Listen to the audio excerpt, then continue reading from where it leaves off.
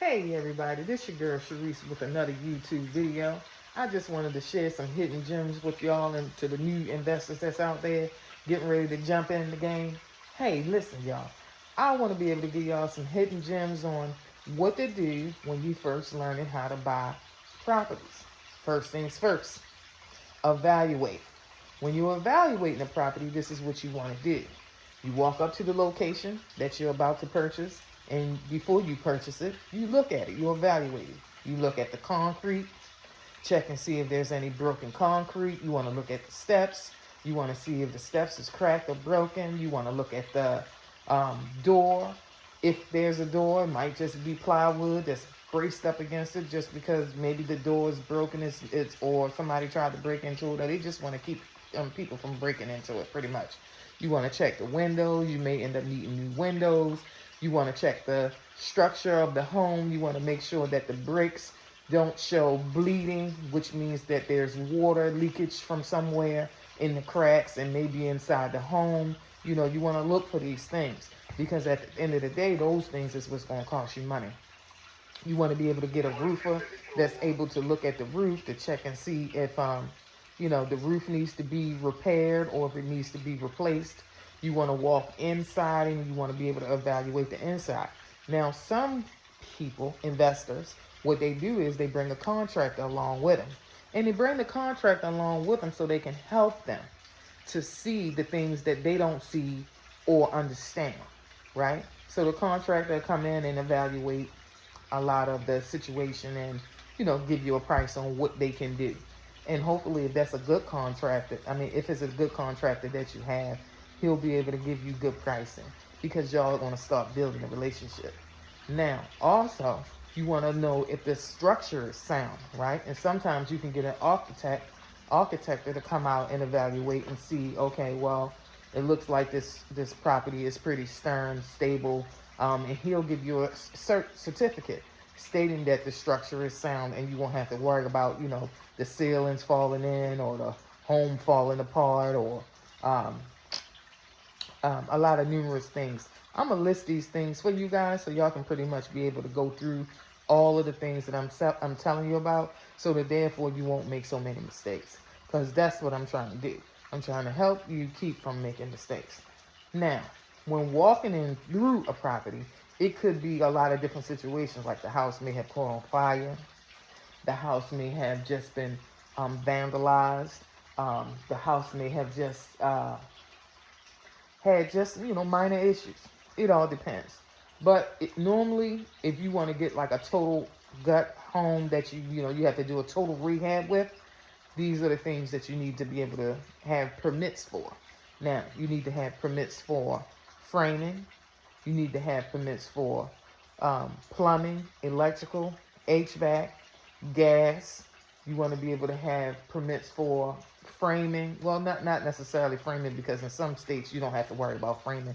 As an owner, the person who purchased the home, you can actually do your own permits. Now, there's contractors out there that will charge you for doing permits. They add that into their contract. But as a homeowner, you can do the contract. You can do the the permit yourself. Now, you got to go to your city or state website to create an account, and you apply for whatever type of reconstruction you're doing to the home, right? And you have to get a person who knows how to do drawings. Now, drawings are how you want the house to be created, what you want to create it to look like, right? You have to have the dimensions on it. You have to have if it's going to have new structure, if you add an installation, if you add stairs, you taking out stairs, you replacing floors, you replacing joists. It's a numerous amount of things that you're going to have to do. So I'm going to help you walk step by step with that process. All you got to do is just stick with your girl. I'm going to help you. I'm going to help you not make the same mistakes that I made, okay? So now, when you, let's say you got an HVAC guy that's coming in and he want to do the HVAC work, right? Make sure that your framers frame for the duct work that's going to be into the walls, because at the end of the day, the ducts from the air blowing in and out of the vents, it'll move. So the framing will actually give your ducts a sound position, a stable position, so it won't fluctuate and be making a lot of noise, kind of like, weird noise. You'd be thinking somebody in the house, and they really not. But anyway, and let's say with the electrician. Now, you can have an electrician that can also do the gas work, or you can have an HVAC guy that can also do the gas work. I guess it all depends on if that's something that they want to do. But most of the time, and maybe all of the time, they supposed to do the gas line, because you might have a gas stove, you might have a hot water tank. A hot water tank that goes with electric. Some gas tanks go with electric and gas. So of course, by the electrician hooking up the outlets, and they have to hook up the hot water tank, they might as well go ahead and do the gas line. But some guys is kind of afraid of messing with the gas, so they really don't want to do it. So now here it is, it's the plumber. The plumber also can also hook up the hot water tank, because they still have to do the plumbing lines that go into the hot water tank, right?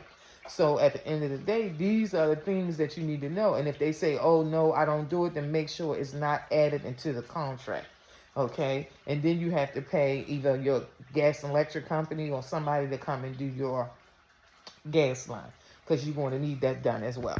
Now, when it comes down to framing, so you can do a lot of different types of framing. You can do a flat frame, or you can do a bump out. A bump out might be 2 inches, because it's like the 2x4s is 2 inches wide and 2 inches thick. Excuse